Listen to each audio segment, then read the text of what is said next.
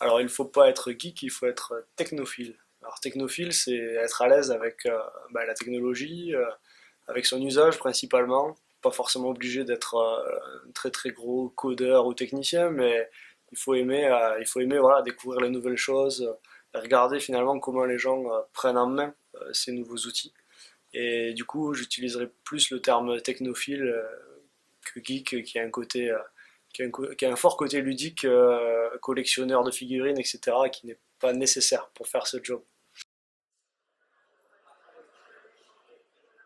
Alors la communication digitale, aujourd'hui, elle est encore positionnée autour de son média. On s'aperçoit que les équipes digitales travaillent sur les sites web, sur les réseaux sociaux, mais que à côté, il y a le média journal, le média presse, etc. Donc c'est vrai qu'aujourd'hui, le découpage il se fait comme ça. Le futur voudrait que on ait des rédactions multicanales unifiées. C'est pas encore le cas dans toutes les collectivités, mais c'est vrai que le digital va un petit peu faire évoluer la façon de fonctionner des directions de communication dans les années à venir, tout simplement parce qu'ils nous permettent d'une part d'augmenter la capacité de réponse, la qualité de la réponse, le temps de réponse, et d'analyser aussi les retours des internautes, c'est très important pour pouvoir améliorer le service et mieux les informer.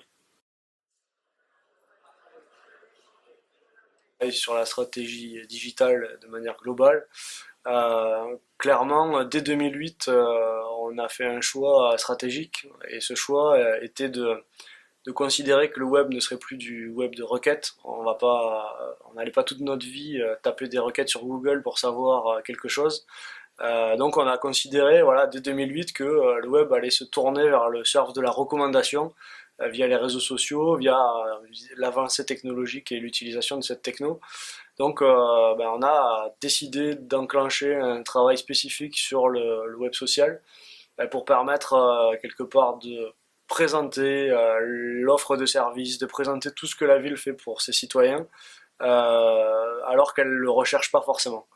Et donc c'était un pari risqué parce que en 2008, Facebook avait à peine 4 ans, Twitter en était assez balbutiement, en Europe évidemment, et par rapport à l'institution, aux personnes qui travaillent dans l'institution, on a pris des flèches dans le dos. On a découvert que c'était pas évident de faire évoluer la vision des gens sur le développement du numérique. Et malgré tout, on s'est accroché, on a réussi à mettre en place des projets, à développer Twitter, Facebook, à apporter le service là où allaient les gens tous les jours. Ils venaient pas tous les jours sur le site internet, par contre ils sont venus assez rapidement sur nos réseaux, et à essayer d'interagir avec eux, de les comprendre, d'aller loin dans la connivence finalement qu'on pouvait avoir avec notre public. Et ça, c'était quelque chose qui était un peu évolutionnaire en 2008, qui a été déployé d'année en année. On a progressé en même temps qu'on a déployé nos outils, parce qu'évidemment, il n'y a jamais rien qui est fixe là-dessus. Les usages évoluent, la techno évolue, les besoins des gens évoluent, donc on a essayé d'évoluer avec ça. Du coup, maintenant, on est présent sur une dizaine de plateformes différentes, allant de la photo, du message, voilà, du message rapide, du service après-vente sur les réseaux sociaux.